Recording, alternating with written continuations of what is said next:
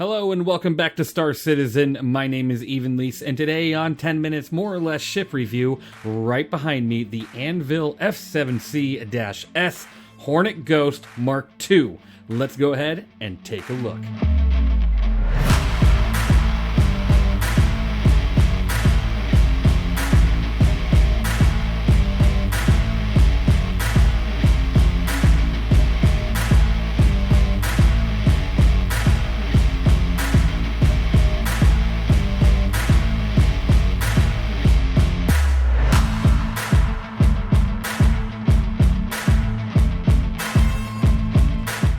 Alright, welcome back to another review. Today, the ANVIL Ghost Mark II. Now, taking a look at this ship, well, before we do, I want to make sure you are subscribed to the channel so you're notified about all future videos and giveaways, including the one going on right now, ending on November 22nd. So if you're watching this video after the 22nd, I appreciate you. Keep an eye out for more giveaways as they are coming. Otherwise, make sure you are subscribed. Thank you. You all are amazing. Now, taking a look at this ship here, there is no available price at this current time. I'm expecting it to be around 120 to 140, somewhere in that point, just given the Mark I's price area. But who's to say, right? Now, the Mark I is priced about 3.3 million aUEC in-game. This one, once it's available for purchase in-game, it's probably going to be closer to the 4 to 4.5 million mark, as it's the newer variant, which, in my opinion, looks much better than the Mark I. I like how the engines are actually, like, against the body. They're not sticking out all weird. It just looks so much better than the Mark I. Now, taking a look at what this ship can do, it is smaller than the Mark I as well, sitting at 22 by 22 in width and length with a 6.5 meter height, compared to the Ghost Mark I, which is 25 by 28 by 7.5 in height. That's, it's a bit smaller, which is good. So it makes it a little bit harder for you to get hit. And then this ship outputs 2,532 DPS, or damage per second, with those two size 4 Revenant ballistic Gatling guns, one on each wing. Now, the ship also has 8 size 1 Marksman 1 missiles, which is kind of a downsize compared to the original Mark I, which has 8 size 2 and size 3 missiles. So something to take into account there. Your missile payload, not the best, but still not terrible. But it's kind of a point for me there.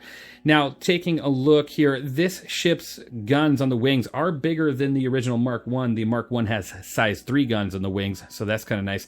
Now, you can definitely upgrade this ship. You can see it on Urkel, or you can see it on, the in-game ship management system, that you can add the ball turret to the top as well as the nose turret to the front. Doing so, you are able to add like 2 size 1 guns to the front, and I think in a future nose turret, the Mark II turret, you'll be able to add 2 size 2 guns to the front.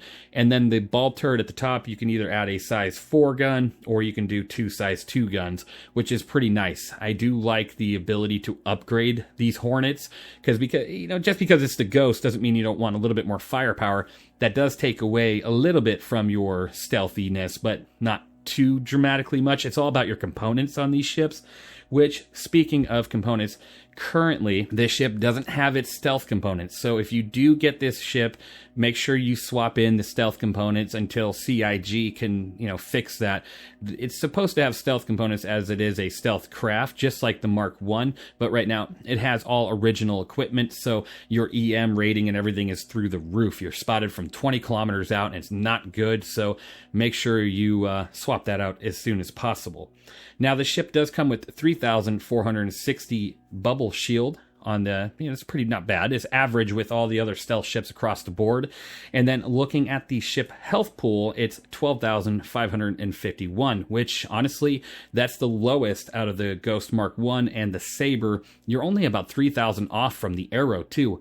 This thing is a very fragile ship. You got to be careful about getting hit. If you do get hit, you kind of want to get away from that as quick as you can, which is totally possible because you have a top speed of 220 SCM with a 480 forward boost and a 250 backwards boost. Now you also have a nav speed of 1,150, which is pretty decent. It's definitely not bad. And your maneuverability is pretty high up there. I mean, you're able to outmaneuver most ships except for smaller fighters than you, like the Arrow or the Gladius, sitting with a 56, 45, 150 pitch yaw roll. So awesome. Gotta love that. Now, for any other defensive capability, you do have 96 decoys and 10 noise. Pretty big step up compared to the Mark 1 variant. And then you also have 14.4 hydrogen fuel capacity and 0.7 quantum fuel capacity. Now, I'm going to put this thing through a little bit of, I wouldn't say the ringer. I have basic missions right now, but I'm going to go shoot some targets, just see how it feels. And let's go take a look at that really quick, and I'll come back to you with my review score.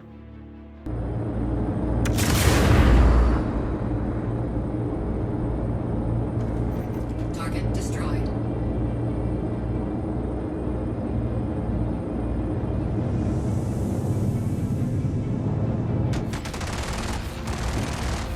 Shields hit.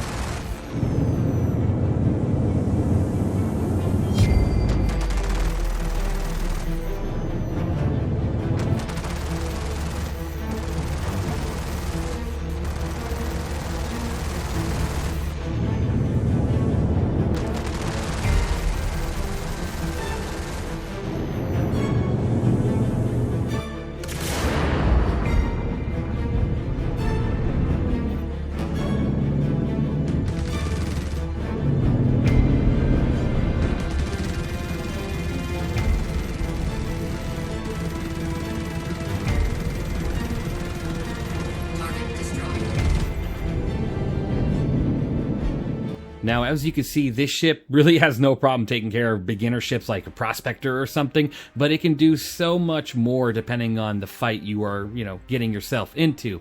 This thing's great at player versus player, player versus AI, all sorts of different fights you can definitely handle due to the big size 4 guns on the wings, and then you can even upgrade the heck out of this thing and add a bunch more guns, giving you just a little bit more firepower. With all that and everything, honestly, my score is a 7 out of 10, and it is that way because it doesn't have its components or gold standard pass. It's a brand new ship, and it should have that, especially since, why would this take so long to come out if you don't have these things? I feel like it's missing that, and it really needs it. That's one point. Your missiles, you're much worse off with this one compared to the Mark 1. The missiles are smaller. You got the same amount, but they're smaller. That was a big shock to me. And then also the health pool. Your health pool is pretty low compared to the Mark 1 or your competitor Saber. It's the lowest out of all of them, and that's really too bad. So with that, it does get a 7 out of 10 for me. Once the components and gold standard passes here and they fix up the, HP just a little bit, I'm sure this ship is a phenomenal 8 or 9 out of 10 just because it's super stealthy and is capable of doing quite a bit. Now, let me know, what do you think of the new Mark II Ghost down in the comments below. Are you getting one? Do you plan on getting one? Or do you prefer the Mark I? Let me know what you think. Thank you, everybody. You guys are truly amazing. Make sure you stick around for the comparison of all 3 ships that I've mentioned throughout this video, as well as I appreciate every one of you. So again, thank you for watching. I hope you enjoyed, and I'll see you guys in the next one.